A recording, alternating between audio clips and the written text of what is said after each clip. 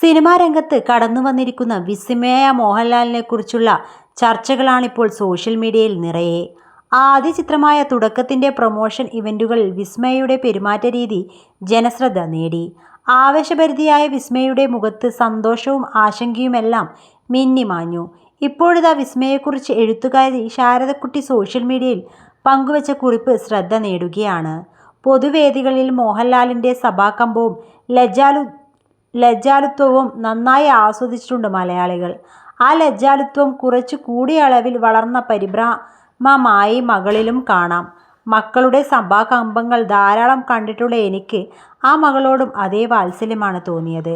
മകളുടെ അഭിപ്രായങ്ങളെ ഒരിടത്തും തിരുത്തുകയോ പൊതുവേദിയിൽ അവളുടെ സംഭ്രമിച്ച ശരീരഭാഷയിൽ അസ്വസ്ഥനാവുകയോ ചെയ്യുന്നില്ല മോഹൻലാൽ എന്നത് എനിക്ക് മോഹൻലാലിൽ കൂടുതൽ പ്രിയങ്കരനാക്കുന്നുണ്ട്.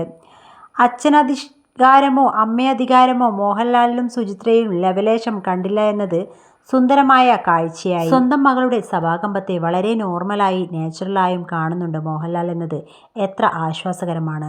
നാട്ടുകാർ മുഴുവൻ അച്ഛനും അമ്മയും കളിക്കാനുള്ളപ്പോൾ താൻ കൂടി എന്തിന് എന്ന പതിവ് മോഹൻലാൽ കൂൾനെസ് നല്ല കൗതുകം പകർത്തുന്നു.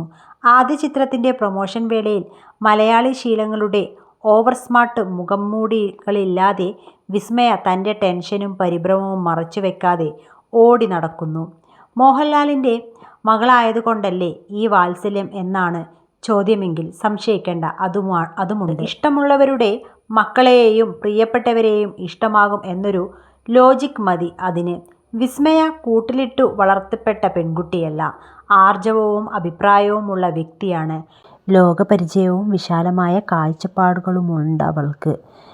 മലയാളി ക്യാമറകളുടെ മുന്നിലെ ഈ സങ്കോചം അവൾക്കൊരു കവചമാകട്ടെ എന്നാണ് എനിക്ക് ആശംസിക്കാനുള്ളത് എന്നും ശാരദക്കുട്ടി പറഞ്ഞു.